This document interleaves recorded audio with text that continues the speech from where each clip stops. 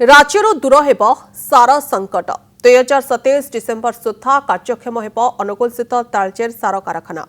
Talcher fertiliser limited TFLରୁ ଆରମ୍ଭ ହେବ ସାର ଉତ୍ପାଦନ। ଆଜି ଏକ ସାମ୍ବାଦିକ ସମ୍ମିଳନୀରେ ଏଭଳି ସୂଚନା ଦେଉଛନ୍ତି ତାଳଚେର ଫର୍ଟିଲାଇଜର ଲିମିଟେଡ୍ର ପରିଚାଳନା ନିର୍ଦ୍ଦେଶକ ବିବେକ ଶ୍ରୀବାସ୍ତବ। ସେ କହୁଛନ୍ତି କି 19,062 କୋଟି ଟଙ୍କା ବିନିମୟରେ ସ୍ଥାପନ ହେଉଥିବା TFL ହେଉଛି ଦେଶର ସର୍ବପ୍ରଥମ କୋଲ୍ କ୍ଲାସିଫିକେସନ ଆଧାରିତ ସର୍ବବୃହତ ସାର କାରଖାନା। ଏବେ ସାର କାରଖାନା 70% ନିର୍ମାଣ ଶେଷ ହୋଇଛି। 2027 ଡିସେମ୍ବର ସୁଦ୍ଧା ଏହାର ନିର୍ମାଣ ସମ୍ପୂର୍ଣ୍ଣ ହେବ। ଏହା ପୂର୍ଣ୍ଣ କାର୍ଯ୍ୟକ୍ଷମ ହେଲେ ବାର୍ଷିକ 1.27 ନିୟୁତ ଟନ୍ ସାର ଉତ୍ପାଦନ କରାଯାଇପାରିବ। ଏ କାରଖାନା ଦୈନିକ 2,200 ଟନ୍ ଆମୋନିଆ ଉତ୍ପାଦନର କ୍ଷମତା ରଖିଥିବା ବେଳେ 3,850 ଟନ୍ ୟୁରିଆ ଉତ୍ପାଦନ କରିପାରିବ। 2019ରୁ କାମ ଆରମ୍ଭ ହୋଇଥିବା ଏ ସାର କାରଖାନା ନିର୍ମାଣରେ କାହିଁକି ବିଳମ୍ବ ହୋଇଛି ସେ ନେଇ ଏ ଅବସରରେ TFL ପରିଚାଳନା ନିର୍ଦ୍ଦେଶକ ବିବେକ ଶ୍ରୀବାସ୍ତବଙ୍କ ସହିତ ଅଧିକ ଆଲୋଚନା କରିଛନ୍ତି ଆମ ପ୍ରତିନିଧି। चलित वर्ष खरीफ चाष बेले ओडिशा अनेक सार संकटर सम्मुखीन होता किंतु ए भितरे तालचेर फर्टिलाइजर्स लिमिटेड रो काम अनेक अग्रगति आसी तेबे केबे सुधा तालचेर फर्टिलाइजर्स लिमिटेड तार काम संपूर्ण करिबो सेठु उत्पादन आरंभ हबो ओडिशा रे सार संकट दूरे जीवो एने आमे आलोचना करिबा। आम सहित अछंती तालचेर फर्टिलाइजर्स लिमिटेड रो MD विवेक श्रीवास्तव सर, आपको कनक न्यूज़ की तरफ से मैं स्वागत करता हूं।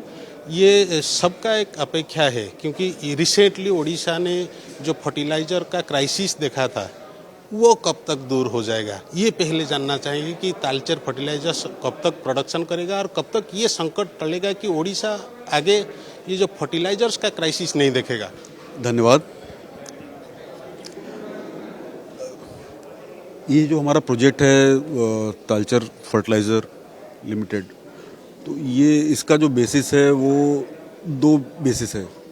नंबर एक, क्योंकि गैस से हम लोग बहुत सारे प्लांट चल रहे हैं हमारे नेचुरल गैस बेस्ड, लेकिन नेचुरल गैस के जो प्राइस फ्लक्चुएशंस होते हैं हमको इंपोर्ट करना पड़ता है, तो वो एक हमको तकलीफ आती है सभी फर्टिलाइजर प्लांट्स के ऑपरेशन में, एफिशिएंसी में।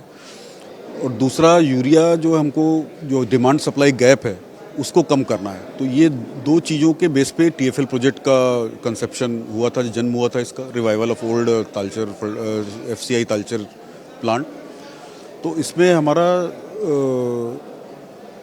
कोल, इंडिजिनस कोल को यूटिलाइज करके जो हम लोग बनाएंगे तो 1.27 million metric ton per annum 3850 tons per day की कैपेसिटी है।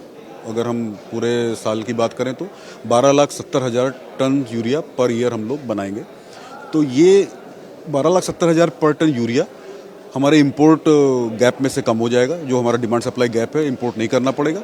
दूसरा, इतना यूरिया बनाने के लिए लगभग 2.32 MMS CMD जो नेचुरल गैस लगती है वो गैस भी उतनी हमको इंपोर्ट नहीं करनी पड़ेगी, तो पूरी तरह से आत्मनिर्भर भारत को सपोर्ट करेगा। जहाँ तक आपका सवाल है कि कब तक होगा, तो ये अभी हमारी जो टाइमलाइन है डिसाइड हुई है, दिसंबर 2027 तक है इसका प्रोडक्शन आएगा, उसके बाद इसकी मार्केटिंग शुरू होगी। और डेफिनेटली आपने सही कहा कि आज की डेट में यूरिया प्लांट कोई भी उड़ीसा में नहीं है, सब बाहर पे दूसरे स्टेट्स पे के मार्केटिंग नेटवर्क पे डिपेंड करता है।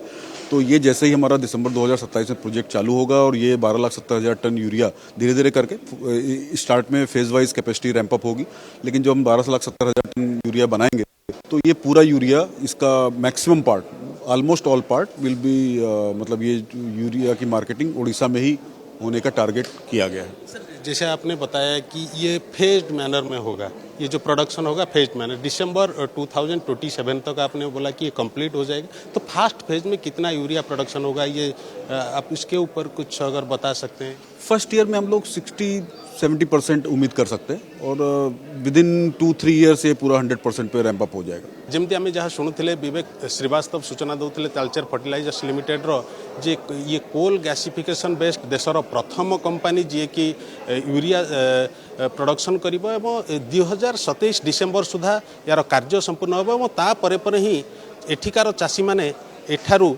यूरिया पाई परिबे। अनुगुलरू कैमरा पर्सन श्रीमंत कपलेन्द्र प्रधान, कनक न्यूज।